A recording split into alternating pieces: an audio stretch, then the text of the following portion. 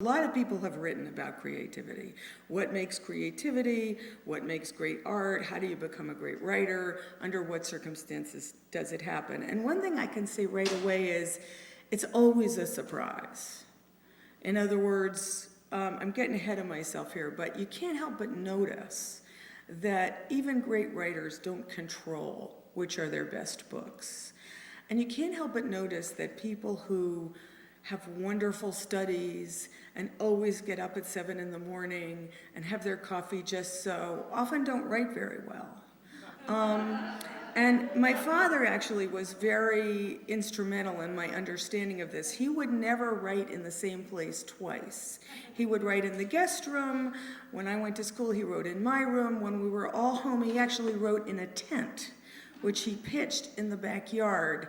But somehow he knew that whatever was going to happen was not going to happen in a wonderful study with obedient family members keeping him quiet. Another thing that happens in the Edward Hirsch book, he's a poet, Ed Hirsch. He has this theory, which is, this is common too, of what he calls duende, which is that there's a third force. There's the writer, there's the reader, and there's something else. And he calls it duende, which he says is artistic inspiration in the presence of death. But this idea of a third force is a very common way to explain great writing. Sometimes it's called the muse, sometimes it's called duende, people call it different things, but because it's a mysterious process, people like to blame it on a third party. Howard Gardner, who has written a lot about creativity, wrote that intelligence converges, creativity diverges. So he's really in Kessler territory there, right, where he's talking about that moment. And there are moments both in George Pelecanos and in Elmore Leonard where this happens. In Bandits, in Elmore Leonard's Bandits, and in George Pelecanos, if you've all read The Night Gardener, so I'm not going to spoil it, but there's a moment when you go, oh my God, that's what was in that parka pocket, and the whole book replays for you in a new way because it's that combination of surprise and recognition. Another thing to say about creativity is that often the most creative things happen completely by accident, not just serendipity, but accident. For instance, and this is an example from a professor called John Cohenhaven, the George Washington Bridge was supposed to be faced with granite, like the Brooklyn Bridge. And they built the bridge, and there are even little struts where the granite was going to sit, but then they couldn't get the granite. And of course, the George Washington Bridge is much more beautiful than it would have been if they had faced it with granite. So there are a lot of accidents, I think, in creativity. You never really know when it's going to strike or why it's going to strike. And I'm now going to, I wanted to read you something. When I realized I had to give this talk, I emailed everyone I knew and said, help me, help me. And my friend Jane Hirschfield, who's a poet, wrote something, just a few lines that I'm going to read that I think is a lovely description of this. She says, fundamentally, it's a mystery every time. You can think you're willing it. You can think the muse mugs you. It's still a mystery. The kaleidoscope turns, the box is shaken and settles, and some new constellation appears, never seen before, which you either choose to take or you turn to shake again to see what else might come up. So that's another pretty good description of it, although not quite as funny as the muffin joke. Another question that comes up a lot is, when does it happen? In other words, if you have a good writer, when are they going to write their best book? And a lot of people feel that the best writers are young. Norman Mailer said you have all your good ideas before you're 30.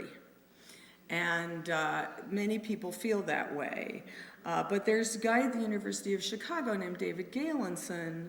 He did a survey of poets. He took the 11 most decorated poems in the English language, and he found that it's not true at all, that the average age that these poets were when they wrote their great poems was 40, and that someone like Robert Frost wrote most of his great poems after he was 50. Wallace Stevens famously didn't even start writing poetry till he was 44. So there seem to be two kinds of writers, the prodigy kind of writer, and Fitzgerald was definitely that, who comes out of the gate just with a bang and perhaps never equals it again, and then the late bloomer kind of writer who kind of poops along, not doing much, and then, you know, when everyone stopped expecting anything of them, bang, they write an amazing book.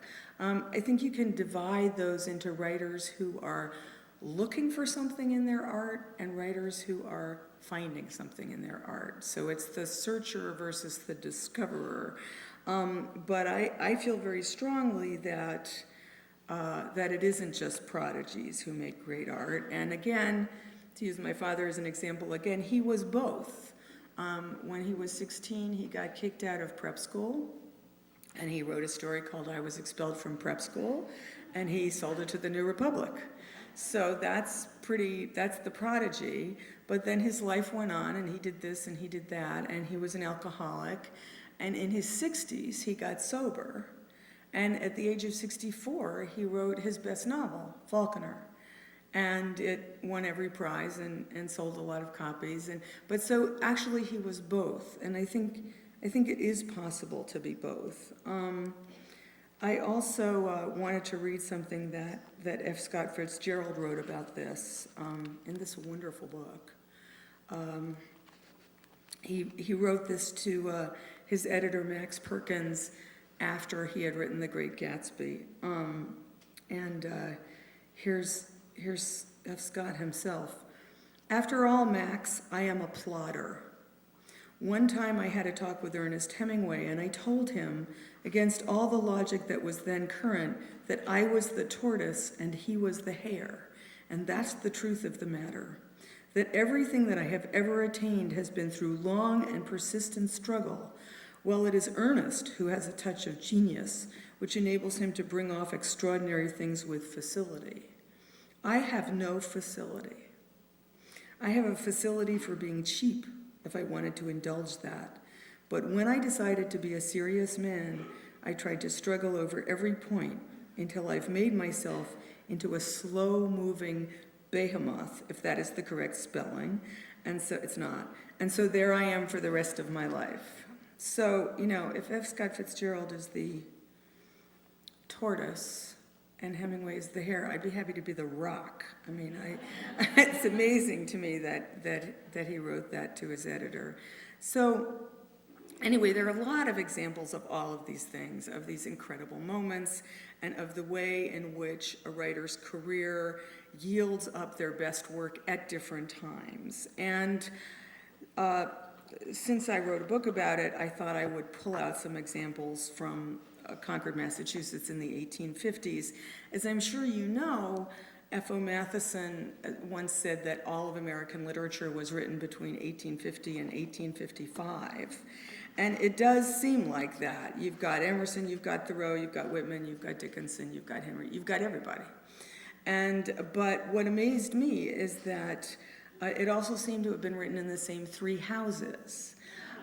So between 1850 and 1855, in these three houses in Concord, Massachusetts, you had Hawthorne, Thoreau, Henry James, Melville visiting, Oliver Wendell Holmes, Edgar Allan Poe in New York. I mean, it was an amazing time, and they call this kind of thing a genius cluster.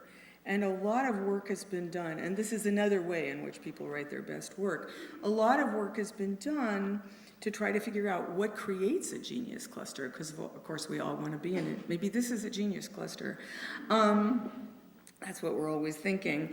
And, you know, there are different theories about it. Some people think that genius attracts genius. So if you can get your hands on a couple of geniuses, then other geniuses will come. Some people think that it's competitive. If you can get your hands on just one genius, Einstein at Princeton, say, other geniuses who want to compete with him will come in order to compete with him.